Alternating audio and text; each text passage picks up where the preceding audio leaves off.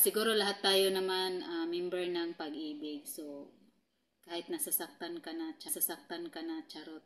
Yun.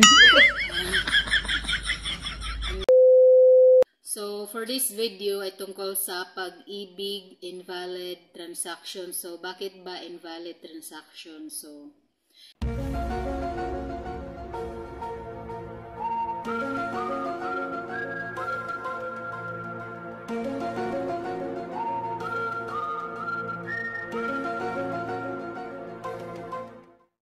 ikwento ka lang tungkol sa isang member ng Pag-ibig, yung experience niya. So, kahit man hindi natin ma-experience, at least aware tayo na may ganito pala, or if ever may encounter natin, alam natin kung paano i-solve. So, ito ay tungkol sa Pag-ibig loan. So, kung siguro lahat tayo naman member ng Pag-ibig. So, kahit nasasaktan ka na, charot. Yun.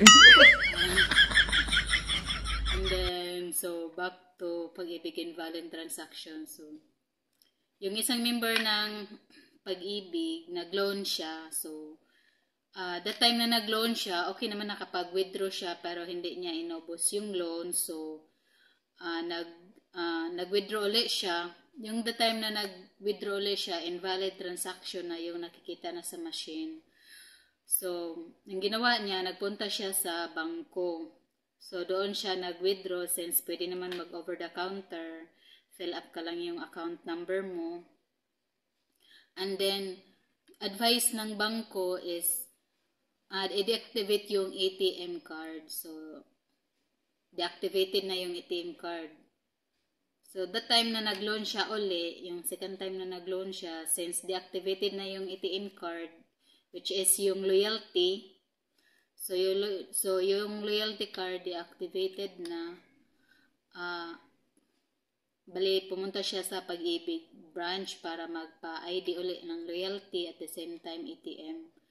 So, the time na nag-loan na siya, approved na, nag-text na yung Pag-ibig na congratulations, you're 1 million.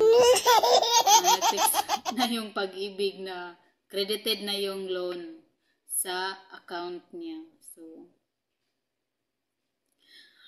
after that, withdraw na niya through, of course, ATM. So, sa ATM, yung makikita, invalid transaction. So, kahit saan ATM, i-insert. So, invalid transaction. So, bakit ba invalid transaction? So, chinek namin sa online app. Meron naman kasi yun bank app.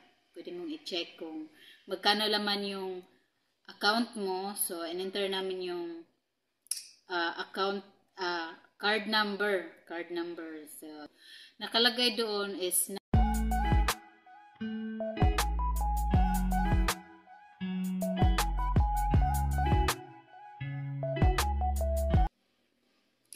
so, nagpunta siya sa bangko. So, pagpunta niya sa bangko, chinik ng bangko yung ATM.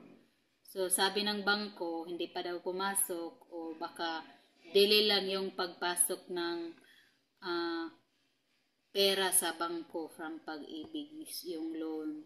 At baka daw mas nauna lang yung text, yung information na credited na sa account, pero wala, hindi pa pumasok. So, ganun pa rin, 2 weeks na. So, mostly, di ba, pag nag-loan ka sa Pag-ibig, 2 to 5 working days, pasok na yan sa account mo yung loan. So, that time, parang 2 weeks na, almost 2 weeks, hindi pa rin nagre-reflect sa ATM. So, yung ginawa namin, chinek ulit namin yung ATM. So, yung ATM, wala yung account number na nakalagay, card number lang pala. So,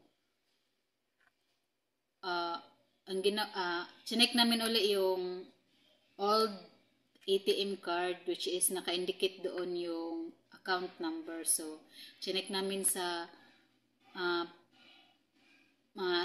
Union Bank app, in-enter namin yung account number. So, doon nakita na yung magkano yung amount.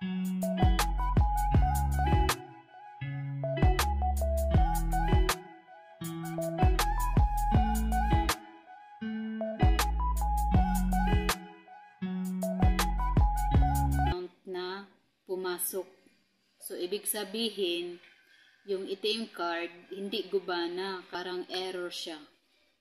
So, yun lang. If ever man maka-encounter kayo ng invalid transaction number, invalid transaction, so, ganun lang yung pwede nyong gawin. I-check nyo sa bangko, yung account number talaga, hindi yung card number. Kasi, pag card number, hindi pa rin gumana, invalid transaction. So, nag-gets ba? Sana nag-gets nyo.